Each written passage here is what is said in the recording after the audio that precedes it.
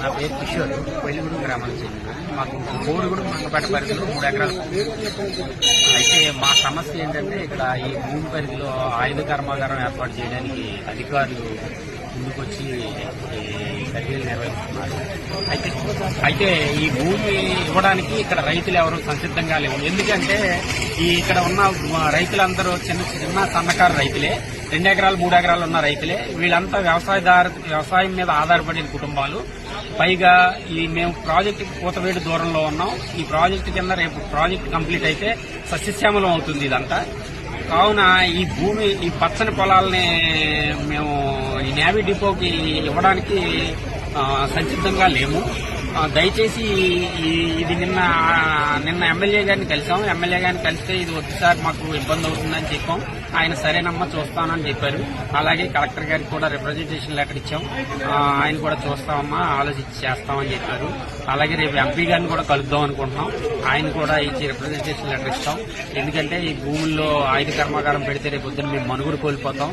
రోడ్డును పడి మాకు బతుకు జీవుడా అని ఉంటూ మేము రోడ్డును పడవలసి వస్తుంది. కనుక ఈ ఆయుధ కర్మాగారిని పెద్దలు ఒకసారి పునరాలోచించి నిలిపివేయాలని కోరుకుంటున్నాం. నేవీ డిపో ద్వారా అనేక వేల మంది యువతకు ఉద్యోగ అవకాశాలు కల్పించబడతాయని ప్రభుత్వం ప్రతిష్టాత్మకంగా చెబుతూ ఉన్న నేపథ్యంలో మీరు దీన్ని ఎందుకు వ్యతిరేకిస్తున్నారండి? దీన్ని ముఖ్యంగా ఏంటంటే భారతదేశానికి వెన్నుముక వ్యవసాయం లేనిదే ఏమీ లేదు.